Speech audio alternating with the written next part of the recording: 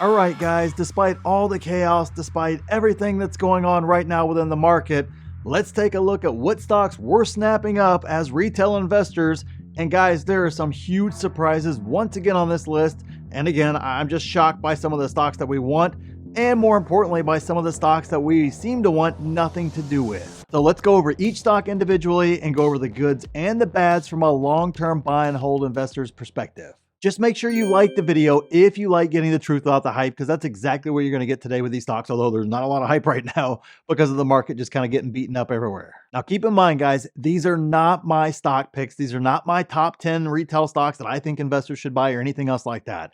This is from Robinhood, and this is what they are saying are the stocks that we are buying. These are the top 10 stocks that we are buying as retail investors out there. So if you don't see your stock on this list, it's not because I don't like the stock or because I don't think it's a buy or anything else like that. It's simply because as a whole, we're not buying it for whatever reason. And I agree. We'll talk about a few of those stocks exactly that aren't on this list that just, I don't know, they still baffle me that we aren't interested in those stocks and we're interested in some of the other stocks that are on here, especially given the amount of volume that are in those stocks. I just don't get it either. But that's okay. That's part of it. Let's talk about it and see if there's any gems in here in regards to the stocks and kind of see what we're getting right and kind of what I think we're getting wrong as retail investors. So number 10 is Meta. You guys know for me, that's a pump it. I love Meta. I've loved it for a long time. It kind of got a little hot there. Wall Street was kind of 50-50 on the earnings this past time around. Of course, I love it. I understand exactly what Zuck's doing right now. I understand more importantly, how many revenue and more importantly, profit generators he still has to pull in regards to Meta. Yes, he's increasing that spend again, once again, with Reality Labs, whatever the heck it's called.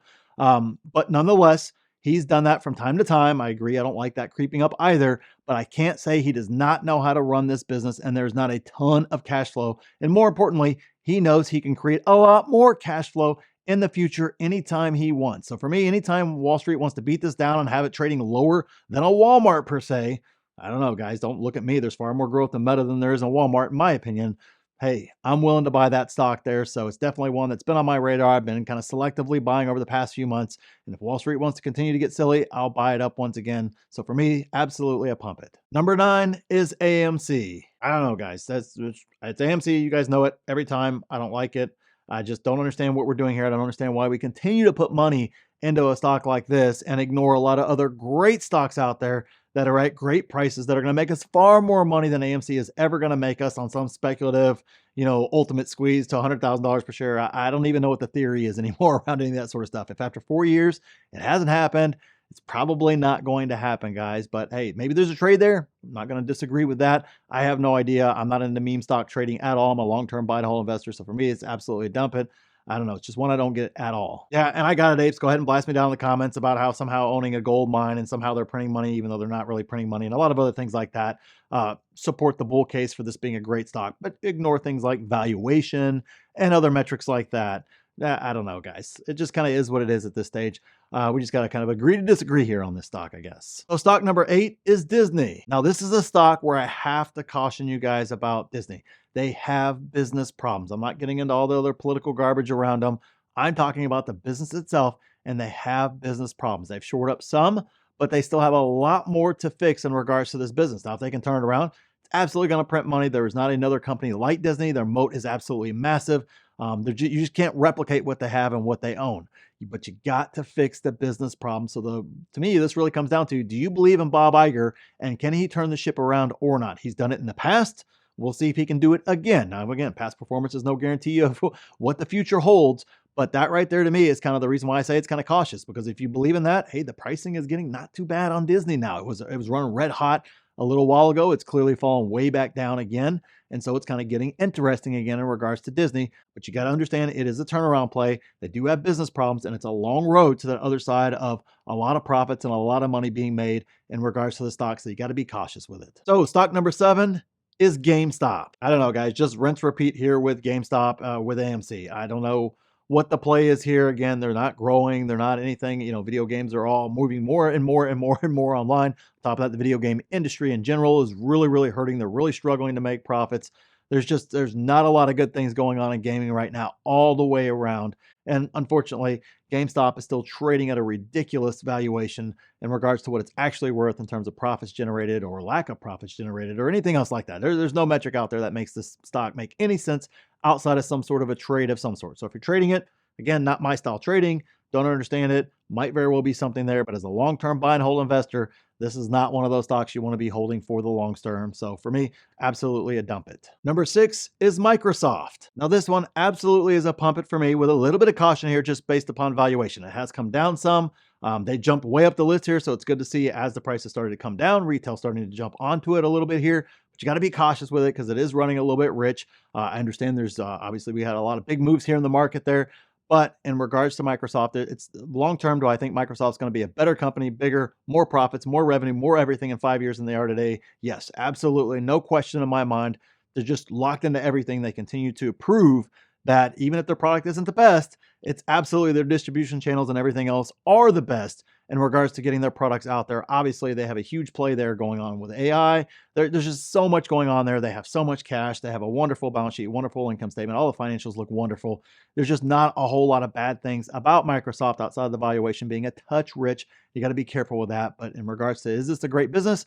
Is it a stock that I would be willing to buy if I didn't own a whole lot of Apple and a lot of other tech stocks, big mega cap type stocks? Yeah, absolutely would be one that I'd be adding there. So for me, definitely a pump it, definitely a great stock there. You just got to be a little cautious with that valuation. Make sure you get your valuation, get your price target right, and take advantage when that price gets there. So number 5 is Ford. I don't know, guys. Dump it for me. I don't understand what we're thinking. I don't understand how Ford routinely outranks a stock like Microsoft and a lot of other great stocks like that, or even stocks that aren't even on this list, like a Palantir. Or if you don't like Palantir, there's all kinds of other stocks that are incredible, great companies, huge growth rates. And for some reason, we want to buy Ford. I mean, I don't know, guys. There just isn't anything here with this company. Legacy Auto is clearly in the hurt locker right now. I'm sorry, I don't think lowering of rates is going to help them all that much, at least not in the next year plus. And on top of that, if I'm going to bet on an automaker, it's going to be a Tesla. It's not going to be on a Ford, where even if they're able to turn around, it's really, really hard to print profits with all the different albatrosses that are just weighing down their financials and always will weigh on their financials based upon how they've run that company and how basically just the old style dealer network and all that other stuff works. It's just really, really hard for these guys to make money in the long run there. Obviously, if we have, depending upon how the election goes and all that sort of stuff, tariffs from exterior places is obviously going to create even more problems for them. I don't know, guys. There's just nothing about this that makes sense to me. But here we are. We're retail. We wonder why Wall Street thinks we're silly sometimes. And this, to me, is a perfect example of why they have that perception of us out there. So for me, an absolute dump it. I don't know what we're thinking here, guys, but there's got to be better stocks to buy than this one. So number 4 is Nvidia. Well, for me, it's a pump it. Obviously, the valuation has come down a lot on Nvidia. And I agree. It hasn't been trading crazy, but it definitely has been trading on the rich side. Finally has had a nice big correction down in regards to Nvidia, but it's been a great stock. It keeps moving up this list, which of course is good. That means retail's buying it as it's falling. And that right there is exactly what we should be doing in regards to the stock. Now, you've heard it once again on earnings this time around. Nvidia is the place to go. That is where everybody is going for their chips. And it doesn't seem like there's going to be a slowdown anytime soon in regards to that. People can't catch up to it right now. Will it catch up eventually? Yes. But in regards to, is there anything on the horizon that anybody can see? No, there's nothing out there on the horizon anybody can see. Oh yeah, and by the way, they got more new chips releasing that are even better than the older chips. I mean, right now they're ahead and everybody else is playing catch up. And it looks like that game's going to go on at least for another year. So definitely a pump it for me in regards to this stock. And of course, it's a great company as well. Even if we weren't having this crazy super cycle in regards to the chips and everything else, it's still a great company and one definitely worth considering owning. So stock number 3 is Amazon. And once again, you guys know this is a pump it for me. Amazon is a great business. The valuation is finally coming back down to not only fair value, but maybe we're getting a little bit undervalued here in regards to Amazon. Maybe a little bit of disrespect there coming, and they do nothing except for consistently grow the business. If you understand how they work, they put basically all their profits back into the business, growing more factories, more warehouses, tapping into more markets outside of their core businesses. Remember, AWS was a joke just a few years ago, and now here we are, and it's one of the biggest profit drivers for Amazon just a few years later. And that is exactly how they operate. They're going to dip into this, they're going to dip into that, they're going to dip into all kinds of things while continuing to expand out their core vision, their core business. And hey, what do you know? They get into those high profit, high margin businesses, and all of a sudden, more and more profits to that bottom line there, which then they take and they pour back into the company. I don't know there's very many companies out there that execute better and on this nice little, just like, it basically feels like they got the throttle down, full throttle for as far as they can go, but the company is so large, so big, you kind of don't notice that they're ripping down the highway until all of a sudden it's just like, wow, oh wait, where'd all this profit come from? Where'd all this revenue come from? How is this happening? Well, it's because they set the kind of the groundwork for all that years in the past, so that way they grow into it now. And we're kind of in one of those cycles to where they're enjoying that growth of their latest push, and they're taking all those profits from that and putting it into the next thing, which of course, if you understand how Amazon trades, it's going to trade, it's going to eventually plateau, and it's going to trade flat for, 6 months, a year, maybe 2 years before it goes on its next run there. And that's okay. Those are just opportunities to add. So we're getting a little bit of a dip right now. Absolutely. In terms of valuation, we're getting into that undervalued territory again. So for me, absolutely a pump it for Amazon. Number 2 is Apple. Now, you guys know this is a pump it for me, but I gotta put caution out there. It is still trading rich. Despite Warren selling as much as he sold, it is still trading on the rich side, guys. And especially given the fact that unless we get another iPhone super cycle of some sort this time around with iPhone 16, Apple's going to continue to look very, very rich. So this one, you've got to understand valuation, understand it's trading a little bit rich right now, and you're paying a premium for Apple. Not the stuff, not the iPhone, not anything else. You're paying it for the stock itself, and that's not necessarily a spot you want to be in. I think patience is going to be key with this one as kind of the valuation comes back down to more normal until we see that growth rate. Hey, I'm hoping that we see that great iPhone super cycle coming up here in October, but we don't know yet. We don't know what all is going to be included in that. And more importantly, with everything else kind of going on right now, everything's kind of unsure. So right now there could be some volatility with Apple. It may provide an opportunity, but you got to be cautious. You got to understand that valuation,